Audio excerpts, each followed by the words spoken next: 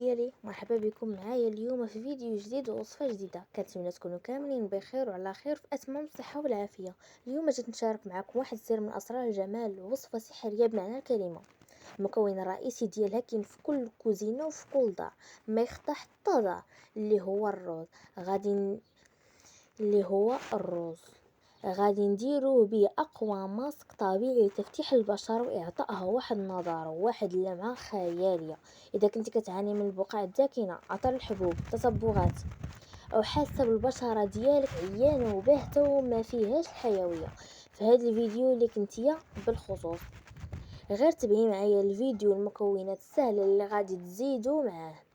دابا ندوزو الفوائد ديال الرز اللي خلاته يكون هو المكون الاول المعتمد عند العيالات، خصوصا في اسيا. بلا شك كتشوفوا البشره الزجاجيه ديال الكوريات كيفاش كتكون صافيه وبحال المرايه.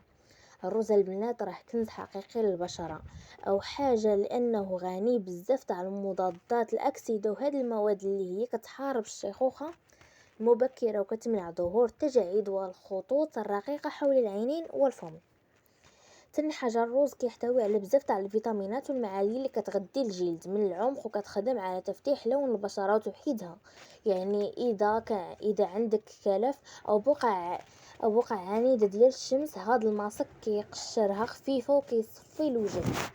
وزيادة على هذا، الناس عندهم مسام واسعة وكيعانوا من الإفرازات الدهنية الزائدة. الروز كيزيد البشرة، كيشد الوجه وكيصغر هذوك المسام بشكل ملحوظ، كيخلي المسام ديال الوجه رطب بحال بشرة تاع الأطفال.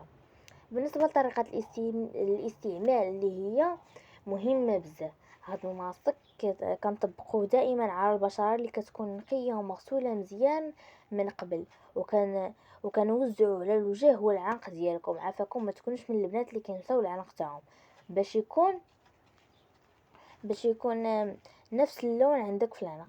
كنخليوه يرتاح على الوجه من 15 حتى ل 20 دقيقه حتى كينشف تماما، ومن بعد كنغسلوه بالماء الدافئ، كتبعوه من بعدها تماما بالماء البارد باش تسدوا المسام. واكيد موراها كنرطبوا بمرطب الخاص ديالنا او شي زيت كنفضلو. تقدري ديري 2 حتى 3 ديال المرات في السيمانه، وغادي تلاحظي الفرق والنعومه خلال اسبوع. البنات غادي تشوف في ديك النضاره، غتولي عندك بشره زجاجيه واحد، غيتسدوا لك المسام، غتولي البشره تاعك بحال تاع الاشخاص اللي كاينين في اسيا، بشره اللي زوينه بحال تاع لي بيبي، بشره اللي بحال تاع الاطفال. كنتمنى الوصفه ديال اليوم تكون عجباتكم ونالت الرضا ديالك. اذا عجبكم الفيديو ما تخبلوش لا عجبكم الفيديو ما تخلوش عليا باللايك، واشتركوا في القناه وفعلوا الجرس باش يوصلكم كل جديد كنحطو وكنكتبوا لكم في الفيديوهات. وشكرا لكم بزاف.